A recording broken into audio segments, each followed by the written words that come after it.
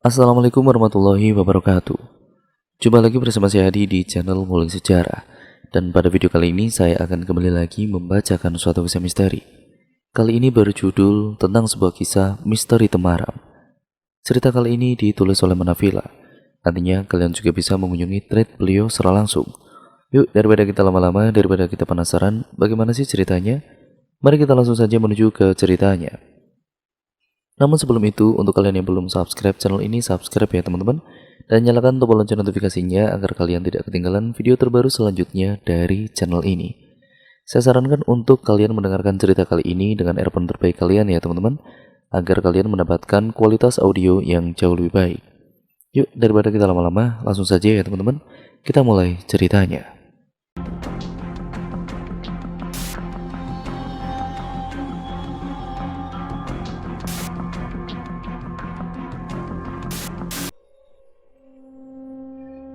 Seorang gadis yang memakai seragam putih abu-abu menatap sekolahnya sebelum melangkahkan kaki untuk masuk. Sekolah bergaya arsitektur Belanda itu memang terlihat indah dan kokoh. Namun, hanya segelintir orang yang tahu kisah kelam bangunan sekolah di masa lalu, termasuk gadis itu. Namanya adalah Sasa Farah Nadira, seorang gadis yang selalu dikucilkan dan dianggap aneh oleh orang-orang di sekitarnya karena bisa melihat hantu. Saat ia mendongakkan kepala ke lantai 2, matanya langsung bertatapan dengan siswi yang memakai seragam lusuh. Matanya gelap, auranya penuh dengan kebencian. Selama 5 detik bertatapan, siswi berpakaian lusuh itu tiba-tiba menghilang bersama angin yang berhembus. Sasa menarik napas dalam-dalam lalu mengembuskannya kasar sebelum masuk ke dalam sekolahan itu. Di dalam kelas ia tidak bisa berkonsentrasi karena gangguan dari makhluk tidak kasat mata yang mengganggunya. Makhluk itu tidak jahat, ia adalah teman Sasa, namanya Rahma. Wajah dan tubuhnya utuh layaknya remaja pada umumnya, namun ia telah meninggal dunia. Diam, bentak Sasa ke arah Rahma karena saking kesalnya. Murid-murid yang sedang diam dan fokus mendengarkan penjelasan guru pun menoleh ke arah Sasa dengan tatapan heran. Ada apa Sasa? Tanya guru yang sedang mengajar itu. Sasa kelabakan. Oh, enggak apa-apa kok bu. Maaf ya, jawab Sasa. Dasar orang aneh, gumam Aita, siswi yang duduk di bangku di depannya itu. Sasa masih bisa mendengarnya, namun ia pura-pura tidak mendengarnya. Aita memang sering seperti itu padanya, seperti tidak menyukainya. Rama yang menatap tajam siswi tadi, ia terbang dan melayang di samping Aita. Rama meniup telinga kanan Aita membuatnya menoleh ketakutan. Tidak hanya itu, ia menjahili Aita dengan hal-hal kecil yang menakutkan bagi orang seperti Aita. Hahaha.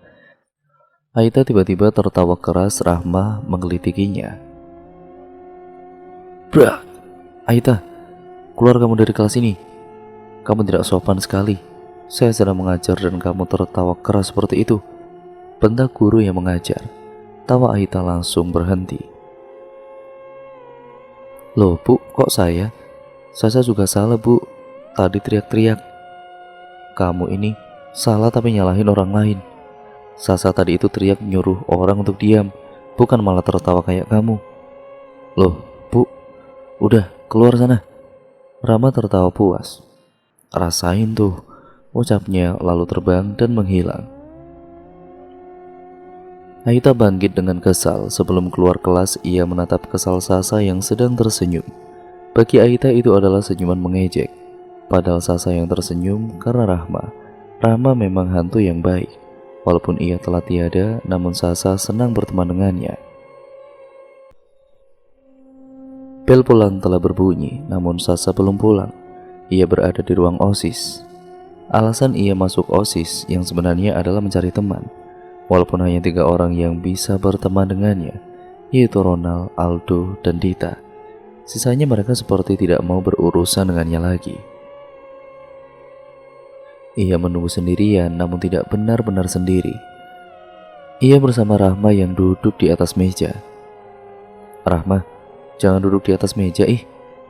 Rama pun melayang tetap dalam keadaan duduk, lalu kemudian tersenyum dengan lebar. Sasa memutar bola matanya malas. Pintu ruang OSIS terbuka, para anggota yang lain pun masuk. Selamat siang semuanya. Langsung aja kita lanjutkan rapat kita kemarin. Jadi, karena keterbatasan waktu, besok kita harus lembur sampai malam di sekolah. Gimana, setuju nggak? Ucap Ronald, sang ketua OSIS. Sasa yang mendengar hal itu pun melotot. Apa yang baru saja diucapkan oleh Ronald, lembur sampai malam, bagi Sasa itu adalah bencana karena ia tahu akan ada banyak yang tidak beres jika mereka sampai malam berada di sekolah ini. Mending kita izin ke kepala sekolah dulu, ucap Sasa. Ya elah, cuma lembur sampai malam aja kenapa pakai izin segala? Rani kemudian menyahut. Tapi menurut gue ada benarnya juga. Kan yang bawa kunci gerbang sekolah juga Pak Kepala Sekolah, bukan Pak Satpam, ucap Aldo. Tahu dari mana lu kalau kunci sekolahan dibawa Pak Kepala Sekolah? Setahu gue kan seharusnya yang bawa kan Pak Satpam, tanya Dita. Aneh sih emang, tapi gue tahu dari Pak Satpam itu sendiri kok. Begitulah jawab Aldo. Ya sudah, mending kita ke ruang kepala sekolah aja bareng-bareng, putus Ronald. Singkat ceritanya, Pak, kita ada rencana untuk lembur sampai malam di sekolah besok karena mengingat acara HUT sekolah kita yang sudah dekat. Jadi perkiraan saya nggak akan selesai kalau kami nggak lembur, ucap Ronald panjang lebar. Pak Robin selaku kepala sekolah menggeleng. Apakah tidak ada jalan keluar lain selain lembur sampai malam? Ronald mengernyit mendengar jawaban Pak Robin. Kenapa tidak diperbolehkan padahal alasannya sudah cukup jelas? Dalam hati Sasa bersyukur karena sepertinya mereka tidak akan diizinkan untuk lembur sampai malam. Kenapa Pak? Tanya Ronald penasaran. Teman-teman kamu banyak yang perempuan, nggak baik pulang malam. Ya tapi kalau kami nggak lembur pekerjaannya tidak akan selesai Pak. Pak Rupin pun mengembuskan napas. Ya sudah, saya izinkan. Yang terpenting kalian itu harus izin ke orang tua kalian masing-masing. Ronald mengangguk. Iya Pak, terima kasih ya Pak. Besok pulang sekolah, semua anggota OSIS berkumpul. Saya akan mengumumkan sesuatu, ucap Pak Robin. Iya Pak. Setelah mendapatkan izin, lantas mereka langsung pulang ke rumah masing-masing. Namun berbeda dengan Sasa, ia sempat mengobrol dulu dengan Rahma. Gue mau tanya, tadi pagi gue lihat ada hantu pakai seragam anak SMA kayak lu, tapi pakaiannya lusuh, kotor gitu, terus matanya hitam dan juga kelam. Gue penasaran sama hantu itu. Hah? Lo ketemu sama dia? Tanya Rahma heboh. Iya, kenapa? Rahma kemudian mengumpat. Lo gak tatap matanya kan? Gue, please bilang enggak Sah. Gue tatap-tatapan matanya sama dia Rahma. Emangnya kenapa? Ucap Sasa akhirnya. Aduh. Rahma menepuk jidatnya dengan bingung. Lo inget kan kisah kelam di balik sekolahan lo yang dulu tahun 2000 ada siswi hilang dan jasadnya gak pernah ditemukan? Tanya Rahma. Sasa mengangguk. Iya, gue inget. Setelah kejadian itu 2 kali berturut-turut waktu bersama di sekolah, pasti ada siswi yang hilang. Jadi kegiatan itu dibubarkan, tambah Sasa. Rama mengangguk. Dialah siswi itu, dia gak akan mengganggu kalau dia tidak dipanggil. Dan sebenarnya dia penyebab gue meninggal. Kenapa dia ngelakuin itu? Karena dia dipanggil, ucap Rahma ambigu. Gue manggil dia karena gak sengaja. Gue dulu siswi kedua yang hilang pas persami. Gue meninggal gara-gara sesak napas, tapi gue sesak napas gara-gara dia. Dan korban sebelum gue atau yang pertama, ya gue nggak tahu siapa pelakunya, tapi dia meninggal dengan tragis. Ucap Rahma membuat Sasa bergidik ngeri. Meninggal dengan tragis gimana? Dia dibakar, ucap Rahma. Tapi gue nggak tahu dibakar sama siapa. Yang jelas dia hilang pas persami, sama kayak gue. Lo tahu dari mana kalau dia dibakar? Bukannya lo meninggal sesudah dia hilang? Berarti pas kejadian itu lo masih hidup.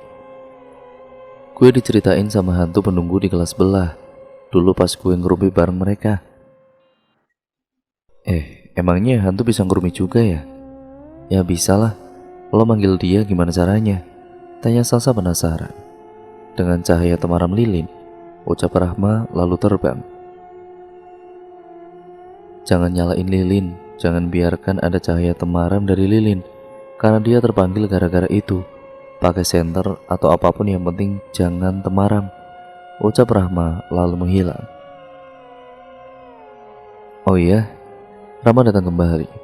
Karena lo udah tatap-tatapan mata sama dia, jangan heran kalau dia bakal gangguin hidup lo, ucap Rahma lalu menghilang lagi. Gue harus bawa senter buat besok, ucap Sasa. Sasa kini berada di dalam kamar mandi sekolahnya. Saat sedang mencuci tangannya, tiba-tiba ia merasakan hawa yang tidak enak di sekitarnya. Wush! Sekelebat bayangan hitam lewat di belakangnya dengan sangat cepat. Sasa yang kaget refleks menoleh ke belakang, namun tidak ada siapa-siapa. Ia kembali mengunci tangannya dan kemudian bayangan hitam itu seperti berada di belakangnya. Perlahan ia memutar kepalanya ke belakang, namun tidak ada siapa-siapa. Sasa mulai berkeringat dingin dan ingin kembali mencuci tangannya. Namun yang mengalir bukanlah air tapi darah.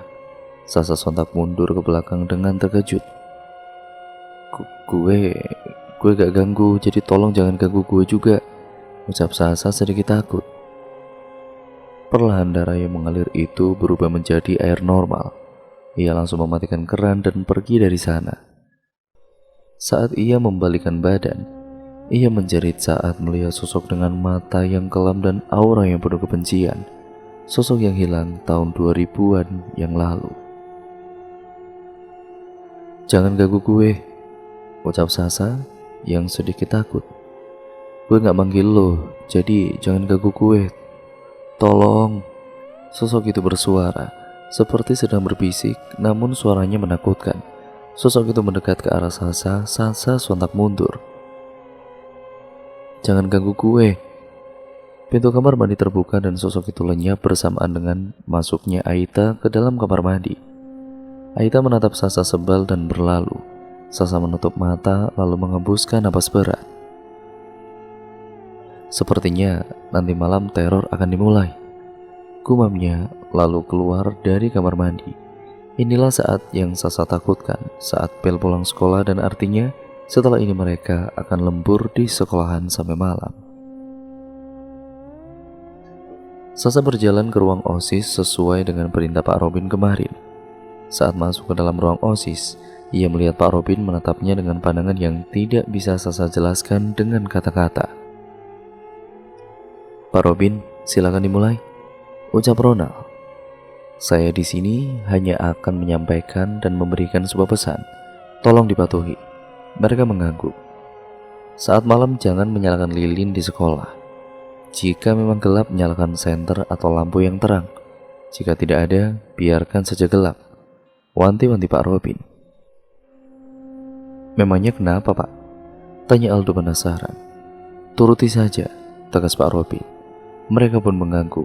Ini kuncinya. Semoga pekerjaan kalian cepat selesai, ucap Pak Robin lalu keluar dari ruangan OSIS. Sejak mulai datang, langit berwarna oranye kemerah-merahan. Burung-burung hitam kembali ke sarangnya. Para anggota OSIS yang terdiri dari 5 siswa dan 5 siswi sedang melakukan aktivitas mereka. Ada yang mengatur tata panggung, membuat dekorasi, dan yang lainnya. Sasa duduk bersama Dita, sedang membuat origami bentuk hati untuk dekorasi. Tiba-tiba, Dita ini merasakan ada sekelebat bayangan hitam di belakangnya. Ia meneguk salivanya dengan susah payah dan kemudian merapatkan tubuhnya ke tubuh Sasa. Lo itu kenapa, Deta? Tanya Sasa heran. Gue ngerasa ada sekelebatan bayangan hitam di belakang gue. Sasa melihat ke arah belakang Dita. Ternyata Rahma lah yang melakukannya. Ia memandang malas ke arah Rahma yang sedang melayang dan menjulurkan lidah mengejek. Gak ada apa-apa kok. Itu cuma halusinasi lo aja kali. Beneran, bukan setan kan? Bukan setan, tapi arwah. Lanjut Sasa dalam hati, lalu tersenyum geli. Merasa diabaikan Sasa, Rama pun terbang dan berdiri di samping Ronald, berniat untuk menjahilinya. Namun Ronald sudah terlanjur pergi sebelum Rahma menjahilinya. Ya, kok pergi? Heran Rahma lalu kemudian menghadang jalan Ronald, agar Ronald merasakan angin yang berhembus saat menembus tubuh Rahma. Namun alangkah kagetnya Ronald malah menghindarinya, tepat 2 langkah dari posisinya melayang itu. Lah, dia bisa lihat gue. Pagi Rahma sedikit tidak percaya. Ia lalu terbang ke arah Sasa. Sa, ketua OSIS lo itu bisa lihat hantu ya? Kok dia tadi ngehindar pas gue halangin jalannya? Seharusnya kalau dia nggak bisa lihat hantu, dia pasti nggak akan menghindar dan nembus tubuh gue. Tanya Rahma membuat Sasa mengernyit. Apakah benar kalau Ronald bisa melihat hantu? Sasa menjawab pertanyaan Rahma dengan bahasa tubuh dan ia mengangkat kedua bahunya pertanda tidak mengerti. Rahma pun menghilang, namun pikiran Sasa masih memikirkan ucapan Rahma. Ronald beneran bisa lihat hantu. Nah, pada pukul 20.00 ataupun jam 8 malam, sang rembulan menerangi malam dengan sinarnya. Semilir angin berhembus dan menerobos masuk sampai ke tulang. Mereka hampir selesai, namun tiba-tiba lampu mati. Yang perempuan histeris dan yang laki-laki, sebagian ada yang modus dengan memeluk para perempuan. Perasaan Sasa langsung tidak enak. Ia lantas mengambil senter dari dalam tasnya dan menyalakannya. Senter itu setidaknya membantu keadaan yang gelap gulita menjadi terang. Ronald menghampiri Sasa. Sa, perkataan lo kemarin mungkin memang benar. Akan ada banyak yang gak beres setelah ini. Ia memberikan 2 buah senter pada Ronald. Ingat, jangan ada yang nyalain lilin, ucap Sasa. Lo itu bego ya? Lilin itu buat penerangannya kita. Senternya cuma ada 3. Yang lainnya terus gimana? Bentak Rani. Lo itu mikir dong. Kan gak harus bawa senter sendiri-sendiri. Saudita tidak terima. Udah gak usah berantem. Mending kita siap-siap aja, kita pulang sekarang. Begitulah lerai dari Ronald. Pegangan tangan, ayo kita keluar dari sekolah. Mereka mengangguk dan mulai berjalan keluar dari sekolah dengan perlahan dan jantung yang berdegup dengan kencang. Akhirnya mereka mengebuskan napas lega saat sudah sampai di gerbang. Sebagian dari mereka menelepon orang tua untuk menjemputnya. Ada yang langsung mengambil sepeda motor yang diparkir di parkiran depan. Sebagian juga ada yang langsung mencari taksi yang lewat. Ya beruntung karena sekolahan mereka berada di tepi jalan raya yang seperti tidak pernah tidur. Kini tinggal Sasa, Aldo, dan Ronald. Besok kita nggak usah lembur, kita lanjutin di jam istirahat aja gimana? Ya udah, besok gue umumin ke anak-anak yang lain, jawab Ronald. Sa, kok lo belum pulang? Lo pulang dijemput atau naik taksi? Gue katanya mau dijemput, tapi orang rumah nggak ada yang bisa dihubungin, jawab Sasa. Lo sama Aldo kenapa belum pulang? Tumben gak naik motor sendiri? Kita udah janjian gak naik motor hari ini. Soalnya kita mikir kalau kita bakalan lembur sampai malam, dan itu bakalan ngantuk dan capek banget kan. Jadi gue sama Aldo janjian pulang bareng, soalnya dia mau nginep di rumah gue. Dan kita lagi nungguin abangnya Ronald yang gak nyampe-nyampe, padahal udah dikabarin dari tadi. Lo udah ngabarin lagi belum? Tanya Ronald. Udah, tapi gak balas-balas ini. Coba lo telepon. Gak punya pulsa, ucap Aldo. Gimana sih lo? Ronald kemudian menoyor kepala Aldo. Sakit nyet? Ya udah, syukurin. Emang salah lo? Lo lah. Lo Ronald. Ah, serah lo deh. Sa, gue pinjem HP lo dong. Gue. Ucapan Ronald berhenti saat melihat Sasa tidak ada di tempatnya semula. Sasa mana? Tanya Ronald pada Aldo. Nggak tahu, kan dari tadi kita ngomong-ngomongan terus. Mana gue tahu. Tolong. Suara teriakan gadis itu yang berada dari dalam sekolah membuat Ronald dan Aldo menoleh ke sumber suara. Mereka melihat ada yang membuka mulut Sasa dan membawanya pergi, masuk ke dalam gedung sekolah itu. Sasa, pakai Ronald dan Aldo bersamaan dan berlari ke dalam gedung sekolah yang gelap itu. Pukul 9 malam, Ronald dan Aldo berlarian mencari Sasa. Berbekalkan senter milik Sasa, mereka memasuki gedung sekolah yang gelap itu. Sasa, lo di mana? Teriak Ronald dan Aldo bergantian menggema di gedung sekolah. Tiba-tiba ada yang menepuk bahu Aldo. Aldo berteriak kaget, membuat Ronald kaget juga. Tenang, ini Pak Robin kok, ucap seseorang yang menepuk pundak Aldo, karena Aldo langsung memasang sikap kuda-kuda. Aldo merasa tidak enak. Pak Robin ngapain di sini? Tanya Ronald langsung. Oh itu, Bapak cuma mau cek kalian di sekolah. Ternyata sekolahan gelap. Kalian juga nggak ada. Terus Bapak dengar kalian teriak-teriak. Jadi Bapak kesini. Maaf kami teriak-teriak, tapi Sasa hilang Pak. Dan tadi kami sempat dengar Sasa teriak. Pak Robin melotot. Apa? Hilang? Iya, tiba-tiba dia nggak ada. Kami sempat lihat ada orang yang membekap mulutnya setelah teriak.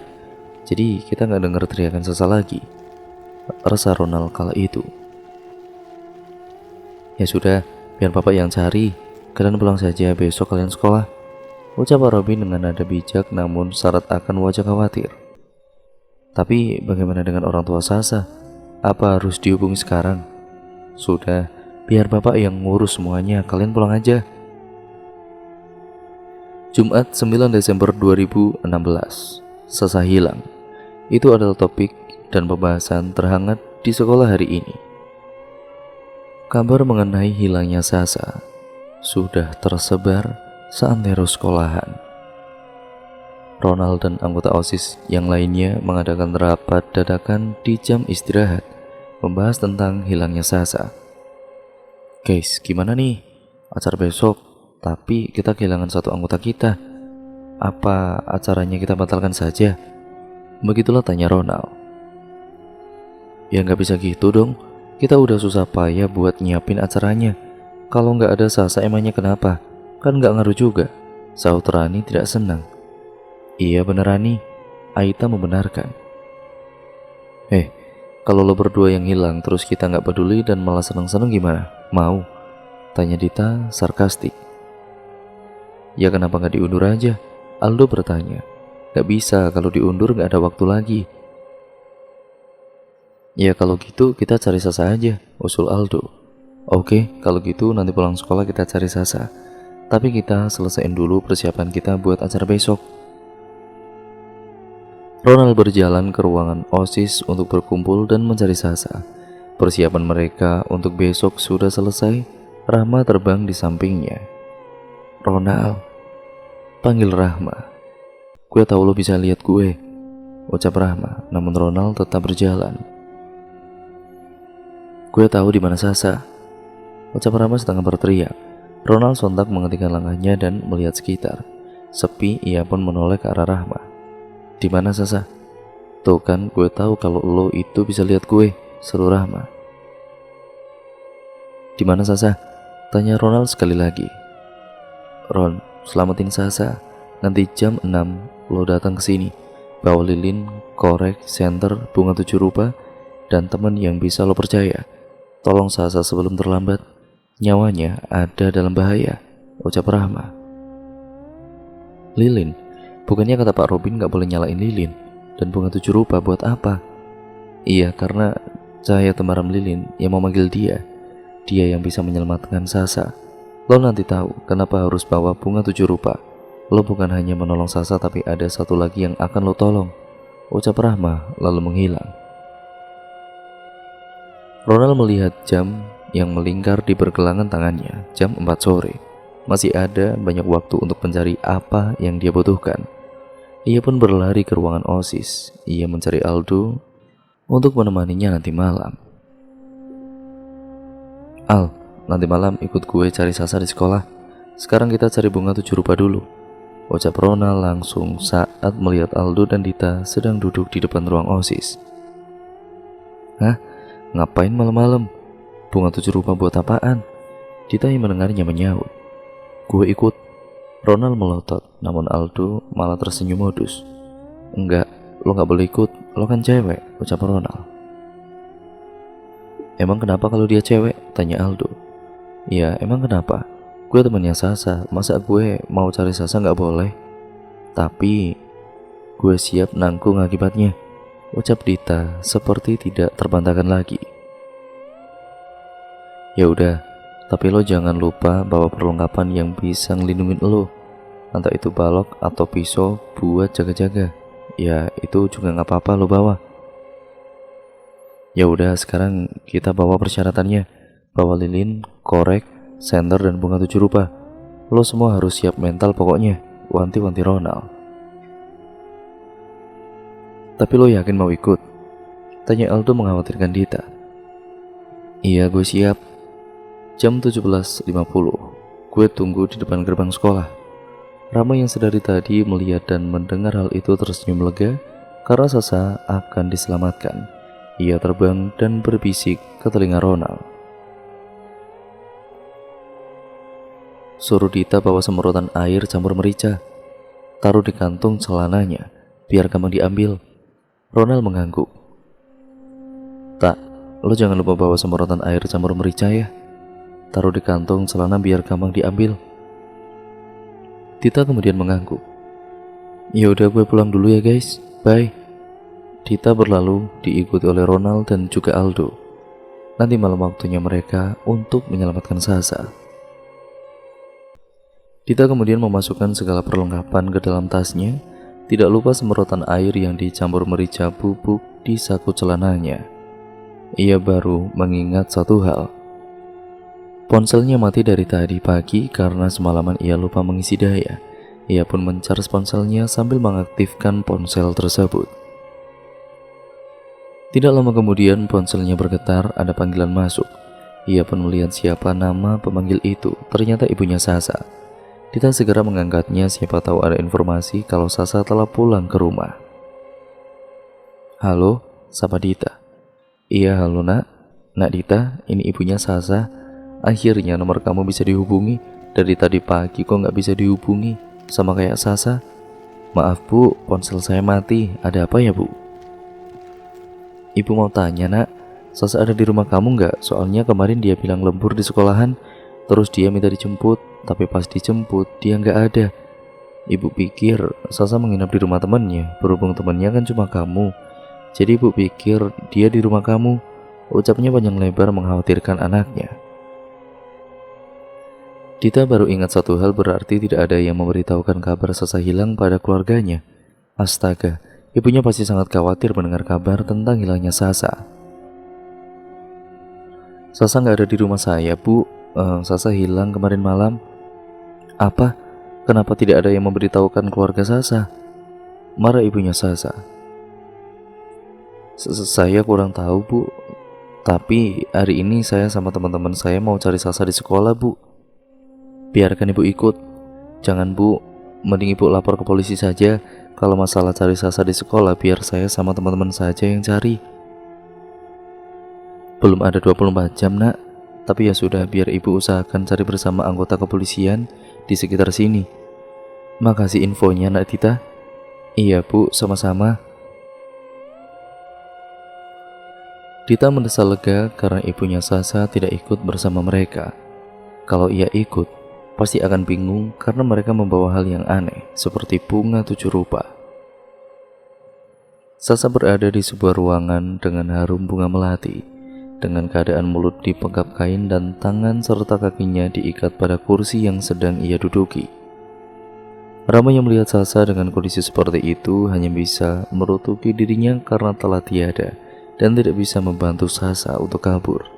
Jadi ia hanya bisa meminta bantuan pada teman-temannya Sasa. Sa, Rama melayang di samping Sasa. Sasa menoleh ke arah Rahma yang sedang sedih. Maaf, gue jadi temen yang gak berguna buat lo. Gue gak bisa bantuin lo, ucap Rama sambil mencoba memegang tali yang mengikat Sasa. Namun hasilnya nihil. Ia menembus tali itu, tidak bisa menggenggamnya. Gak apa-apa Rahma, Tenang aja, ucap Sasa dengan susah payah karena mulutnya dibekap kain. Tapi gue udah minta bantuan sama teman-teman lo kok. Mereka nanti jam 18 atau jam 6 sore kesini nolongin kamu, ucap Rahma lalu tersenyum. Dita telah berdiri di gerbang sekolah menunggu Ronald dan Aldo untuk datang. Tidak lama kemudian, sebuah mobil berhenti. Ronald dan Aldo pun turun dari mobil itu bersama kakak laki-lakinya. Udah lama? Tanya Aldo pada Dita. Enggak kok, itu siapa? Ini Bang Jai, abang gue. Dia alumni sekolahan ini. Ya dulu pacarnya juga hilang tapi udah ditemukan meninggal dunia. Hai, gue Jai. Panggil aja Jai ya. Jai mengulurkan tangannya mengajak perkenalan dengan Dita. Dita Kak Jai, yang menjabat singkat tangan Jai. Gue bakal ikut kalian cari Salsa, karena gue juga penasaran siapa dalam di belakang kejadian hilangnya siswi yang ada di sini sampai malam, ucap Jai. Dita mengangguk paham. Ya udah, yuk kita cari, ajak Jai. Tapi gerbang sekolah dikunci, ucap Dita. Tenang, gue punya kuncinya. Belum gue kembaliin ke Pak Robin, ucap Ronald. Mereka memasuki gedung sekolah yang mulai gelap. Mereka hanya bisa mengandalkan cahaya senter di tangan mereka. Mau menyalakan lampu, cari mati namanya. Kalau ada yang tahu mereka ada di sekolah malam-malam, pasti mereka dikira maling atau apapun itu yang intinya akan menyusahkan mereka dengan pertanyaan menyebalkan. Seperti untuk apa mereka ke sekolah dan mengapa tidak meminta izin terlebih dahulu. Rama yang melihat teman-teman Sasa datang langsung terbang menghampirinya. Ronald, akhirnya lo datang juga bawa perlengkapannya kan? Iya, sesuai yang lo bilang minta ke gue.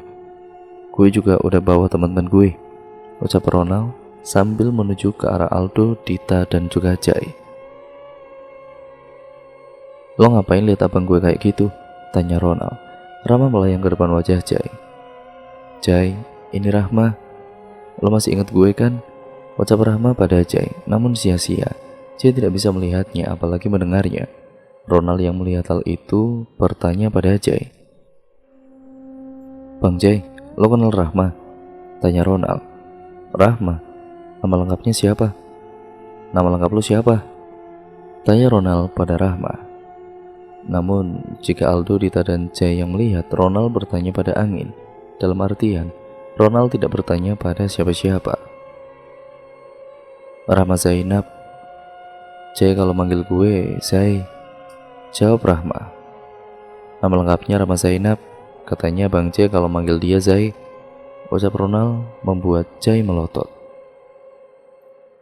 Dia pacar gue yang hilang dulu. Lo barusan ngomong sama Zai. Di mana Zai? Lo di mana? Jai menatap sekelilingnya. Dia ada di depan lo, Bang Jai. Tepat di depan lo tuh, ucap Ronald.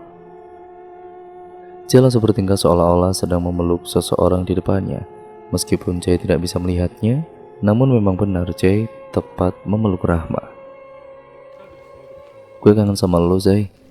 Gue juga kangen sama lo, ucap Rahma dan membalas pelukan Jai. Kemudian terdengar suara benda jatuh membuat mereka semua saling berpandangan.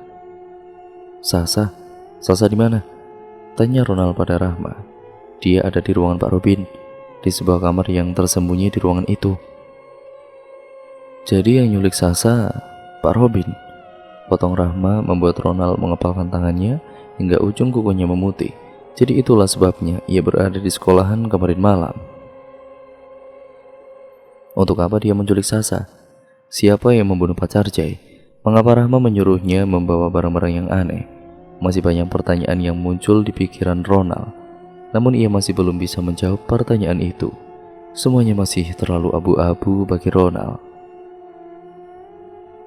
Mereka masuk dengan dipandu oleh Rahma. Di dalam ruangan itu tercium bau bunga melati yang sangat menyengat. Ini pintunya, ucap Rahma. Ronald pun membuka pintu itu namun tidak berhasil. Dikunci, ucap Ronald. Ya udah, kita dobrak aja, usul Jai.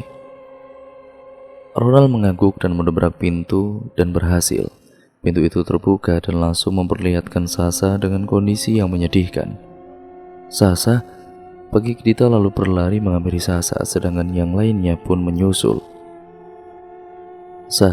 Maaf gue baru tolongin lo. Dita sambil membuka ikatan kain yang membungkam mulut Sasa. Gak apa-apa tak, makasih ya udah nolongin gue, ucap Sasa. Setelah ikatan kain itu yang berada di mulutnya sudah terbuka, ia langsung memeluk Dita. Lo Sasa kan? Siapa yang culik lo? Tanya Jai. Sasa melepas pelukannya lalu melihat ke arah Jai dengan mengernyit. Oh, gue lupa, lo belum kenal gue. Kenalin, nama gue Jai. Jai menyodorkan tangannya pada Sasa bermaksud untuk mengajaknya berkenalan. Sasa kemudian menjabatnya. Sasa, gue apanya Ronald. Dulu pacar gue hilang di sekolah dan ditemukan dalam keadaan tidak bernyawa. Jadi gue ikut nyari elo karena penasaran siapa yang nyulik elo dan pacar gue dulu. Rama yang mendengarnya tersenyum bahagia karena Jai masih menyebutnya pacar meskipun telah meninggal. Sasa mengangguk. Yang nyulik gue, siapa yang menyuruh kalian ke sekolah malam-malam? Tanya seseorang dari arah pintu yang secara tiba-tiba memotong ucapan Sasa. Suaranya terdengar aneh, seperti dibuat-buat. Mereka menoleh. Di pintu ada pria berpakaian hitam-hitam dan mengenakan topeng penjahat. Sasa dan Dita langsung bersembunyi di belakang tubuh Ronald, Aldo, dan juga Jai. Rama yang melihat itu berteriak, namun hanya Ronald dan Sasa yang bisa mendengarnya. Cepat, nyalakan lilin. Tak, nyalain lilinnya, suruh Ronald. Dita mengangguk, mengambil lilin dan korek di tasnya. Pria berpakaian hitam-hitam itu bertepuk tangan sambil melangkah maju mendekati mereka. Jangan mendekat, peringat Aldo. Namun orang itu tidak menggubrisnya, ia tetap melangkah maju. Jadi kalian yang kemarin menyalakan lilin di sekolah, apakah peringatan untuk tidak menyalakan lilin di sekolah itu kurang jelas? Tanya pria itu. Kami tidak menyalakan lilin, elak Ronald. Kalau bukan kalian, berarti teman-teman kalian. Yang pasti ada yang menyalakan lilin, bentak pria itu. Siapa Anda? Kenapa Anda menculik Sasa? Tanya Jai dengan berani. Kalian semua tidak akan mengenal saya kecuali kamu, Jai. Kalian salah. Bukan saya yang menculik Sasa, tapi saya mau membunuh Sasa, jawab orang itu. Kenapa kecuali Bang Jai? Kenapa Anda ingin membunuh Sasa? Tanya Ronald penuh emosi. Karena Jai mengenal saya ingin membunuh Sasa karena satu hal, kalian tidak perlu tahu, jawab pria itu. Jangan mengada-ngada, saya tidak mengenal Anda. Anda pasti Pak Robin, tuduh Aldo. Orang itu tertawa. Saya bukan Robin. Ron, lilinnya udah gue nyalain. Terus apa? Tanya Dita. Ya gue gak tahu, jawab Ronald. Rahma, apa yang harus dilakuin lagi? Lo cuman harus Brak. Ucapan Rahma terhenti karena tiba-tiba pria tadi menendang Ronald hingga terkapar. Ronald, pekik mereka bersamaan dan membantu Ronald untuk berdiri. Namun itu hanyalah untuk mengecoh mereka. Saat mereka lengah, pria itu berlari ke arah Dita dan kemudian menyandranya. Kepala Dita dililit dengan tangan kiri pria itu dan tangan kanannya memegang pisau tepat di depan leher Dita. Dita, teriak Sasa. Jangan mendekat atau nyawa anak ini sebagai taruhannya. Matikan lilin itu sebelum dia datang, suruh pria itu pada Dita. Dita pun kemudian meniup api di lilin itu hingga padam. Sasa menangis karena Dita dalam posisi seperti itu karena menyelamatkannya. Sedangkan Ronald yang melihat Sasa menangis memeluknya mencoba menenangkan Sasa. Woi, lepaskan Dita, setak Aldo. Jangan sentuh-sentuh Dita. Kamu menyuruh saya? Tanya pria itu dengan nada mengejek. Jangan nyalakan lilin atau anak ini akan mati di tangan saya. Sekarang saya mau main-main dulu dengan anak ini, ucap pria itu lalu menyeret Dita. Mau Anda bawa kemana Dita? Jangan melakukan hal yang... Jangan banyak omong, diam, bentak orang itu lalu membawa Dita pergi. Aldo pun mengejarnya. Jay berniat mengejarnya juga, namun pintu ruangan itu tiba-tiba tertutup. Tepat setelah Aldo keluar, Jay mencoba membukanya namun terkunci. Angin berhembus dengan kencang padahal di dalam ruangan itu tidak ada jendela ataupun semacamnya. Dia datang, ucap Rahma. Maksud lo? Tanya Ronald. Lo tadi nyalain lilin kan? Dia datang karena cahaya temaram lilin. Dia yang tutup pintu itu. Ada sesuatu yang mau diungkapkan. Terus, Dita gimana? Dita biar gue yang selamatin sama Aldo, jawab Rahma lalu menghilang. Sosok hantu berpakaian putih abu-abu kemudian muncul dengan mata yang kelam dan menakutkan. Hantu itulah yang dimaksud oleh Rahma. Anehnya Jay bisa melihat hantu itu. Ia ketakutan dibuatnya karena baru pertama kali dia melihat hantu secara nyata. Ia merapatkan diri pada Ronald. Apa yang mau lo ungkapkan? Tanya Ronald. Hantu itu diam, namun secara tiba-tiba Sasa berteriak dan tidak sadarkan diri. Ronald yang berada di sampingnya dengan sigap menangkap tubuh Sasa sebelum ia jatuh ke lantai. Tubuh Sasa kejang-kejang, ia kesurupan. Hantu itulah yang merasuki tubuh Sasa. Hantu itu merasuki tubuh Sasa untuk mengungkapkan suatu hal yang menjadi awal dari semuanya. Sasa yang sedang kesurupan melihat sesuatu. Ia seperti masuk ke dalam kehidupan masa lalu hantu tersebut. Ronald dan juga Jay kemudian hanya bisa mencoba menenangkan Sasa yang kejang-kejang itu. Kemudian ingatan dimulai. Seorang anak berseragam putih abu-abu berjalan di koridor sekolah. Anak itu adalah hantu yang merasuki tubuh Sasa. Tidak lama terlihat Pak Robin. Ida, panggil Pak Robin. Hantu itu bernama Ida. Ida berhenti dan menoleh ke arah Pak Robin. Ada apa, Pak? Mau pulang? Iya, ini mau pulang. Kenapa? Bisa ke ruang saya sebentar? Bisa, Pak. Memangnya ada apa? Ada sesuatu yang mau saya bicarakan sama kamu, ucap Pak Robin lalu tersenyum. Mari, ikut saya. Setelah sampai di ruangan Pak Robin, ia duduk berhadapan, dipisahkan oleh meja dari kayu. Ada apa, Pak? Tanya Ida. Ingatan itu terpotong, tidak begitu jelas. Yang Sasa lihat hanya hari sudah malam. Ida yang sedang menangis, lalu Ida berteriak. Tolong! Teriak Ida sambil terus menoleh ke belakang. Di belakangnya ada yang sedang berlari mengejarnya. Dalam gedung sekolah yang gelap, ia membawa sebuah lilin dan korek, namun tidak ia nyalakan. Ida bersembunyi di ruang gudang yang gelap. Ia menyalakan lilin dengan badan yang bergetar hebat dan brak! Suara dentuman yang amat keras terdengar. Ingatan itu kembali terpotong. Ia hanya melihat seseorang menyeret mayat Ida dan kemudian menguburkannya di taman belakang sekolah. Ingatan selesai. Ida keluar dari tubuh Sasa membuat Sasa jatuh pingsan. Sasa, panggil Ronald sambil menepuk pipi Sasa pelan, mencoba menyadarkannya. Dita berada di dalam gudang bersama seseorang yang memakai topi penjahat. Pintu gudang dikunci, ia diseret paksa, sedangkan Aldo sedang berusaha mendobrak pintu. Aldo, tolongin gue, teriak Dita. Sabar tak, gue lagi coba buka pintunya, teriak Aldo dengan nada khawatir. Ia terus berusaha mendobrak pintu gudang itu. Percuma kamu teriak-teriak, dia nggak akan bisa tolongin kamu, sentak pria bertopeng itu. Rama terbang dan melayang di samping pria bertopeng itu. Rama meniup telinga pria itu dan terus mengusilinya. Rama mengumpulkan tenaganya dan mendekat ke arah Dita. Semprotkan cairan merica pada mata pria itu, bisik Rama pada Dita. Dita kaget mendengar suara bisikan. Ia menegakkan badannya lalu menoleh ke kanan dan ke kiri. Ia mulai ketakutan. Dit, lo baik-baik aja kan? Tanya Aldo berteriak. Aldo, gue takut. Jangan takut sama saya. Saya hanya akan bermain-main sama kamu, ucap pria bertopeng tadi.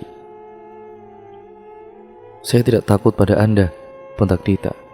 Sudahlah, kamu tadi teriak dan mengatakan kalau kamu ketakutan. Pria itu menyeringai dan mendekat ke arah Dita. Jangan mendekat, pekik Dita sambil berjalan mundur. Hingga tubuhnya menabrak tembok, ia membelalakan matanya. Jangan mendekat. Kenapa? Takut. Tadi katanya tidak takut, tanya pria itu.